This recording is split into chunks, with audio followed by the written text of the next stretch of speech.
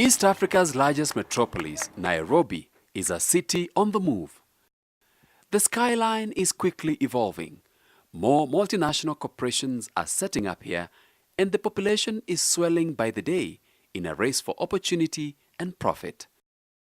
Out in the city's markets, it's survival for the fittest. Money determines the success of enterprises here. There are big businesses with many big clients, but there are also small-scale traders operating in the city's informal settlements.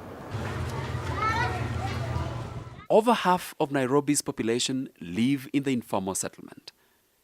These are areas where at times neither the business nor the customer has the money to effectively engage in trade. Many are the times in such neighborhoods when the people are completely out of money to spend even on their most basic needs like food. In such times, the local economy grounds to a halt. Unaweza kuta mtu ako na 200, mahitaji ya nyumba imeangalia hiyo 200. Kesho anataka nunue stoka akuje kwa barabara. Heri anunue chakula akule, lakini kesho asiingie kazini. Sasa, hii unauzaje? Sarafu 15. Good. Thank you. And I get a fork with it? Okay, you want a fork? Yes. Okay. Thank you. So, in order to find their way into the main economic playground, traders in some of Nairobi's informal settlements introduced just what they did not have: money in the form of community currencies.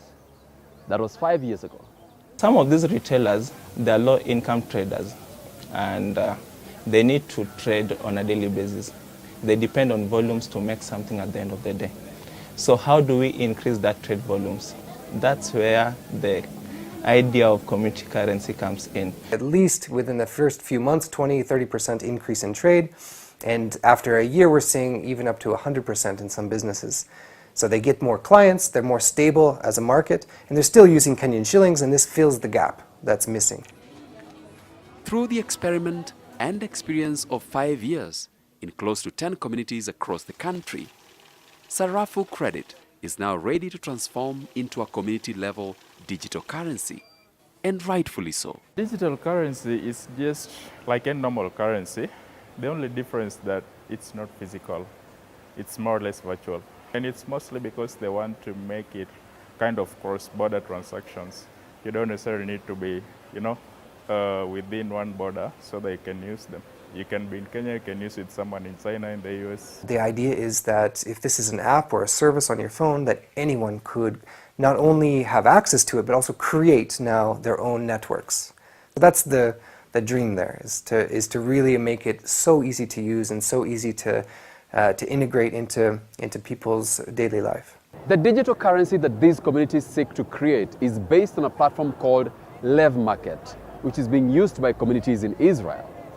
Now, you could think about Lev Market as Facebook, because users can join existing communities or existing trading networks the same way you can join a group on Facebook. Or they can create their own trading communities. Now, when you create a trading community, the platform gives you an opportunity to create also a currency with which you will trade within that network. In Israel, for example, we have 20,000 mothers that are exchanging hearts on our digital platform. Every mother can say everything she needs, and the whole community is helping. Every person can say what he has to give. And the result is that mothers save 25% of all their expenses that they don't need to pay now with shekels, they pay it with hearts. And they also can afford things they couldn't afford before. Just like their paper currency, which they use in complementarity with the Kenya shilling, the digital system will enable multiple wallets, including credit cards and mobile money. I can easily buy products and services within this community, even though I'm not a member of the community. I don't really need to go somewhere and look for Lindi Pesa so that I can do it. I can do it right there. So what does that do? It just increases the market size that the guys in the Lindi community have access to. And once you widen that scope of access to products and services, you're basically improving the lives and services of the guys within the community. In terms of security, it's a bonus actually, to especially the women who are mostly involved in the communities, because they're able to move around with value, with money, but not necessarily in physical form. And if someone's going to steal, they want to steal the physical money. The platform itself is very technologically strong. For you to hack through it, you really need to be extremely technologically smart.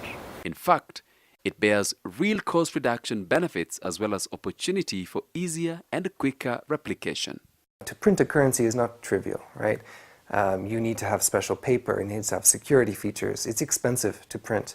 And so, you know, and we're having to print right now. We actually, we get the paper from the Netherlands. It's printed in Germany. It's shipped down here.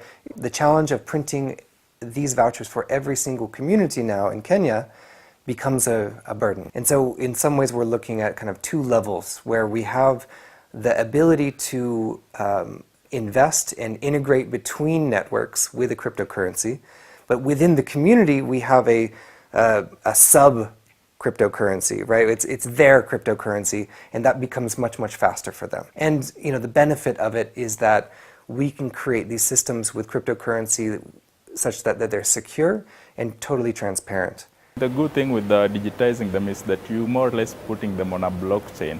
And when you put them on a blockchain, it just means that they're going to be permanent data stored there. It's very difficult to manipulate that data. So you know, the normal paper currencies that we use, it's very easy. We can print more and cause inflation and stuff. With digitization, that problem is totally eliminated. If and when successfully implemented, the digitization of these community currencies will be a major leap towards deepening financial inclusion, not just in the current implementing communities, but in the whole country. It will be an initial infrastructure on which more innovations could be plugged in the future. When you put money in the hands of communities, you effectively create demand for local products and services.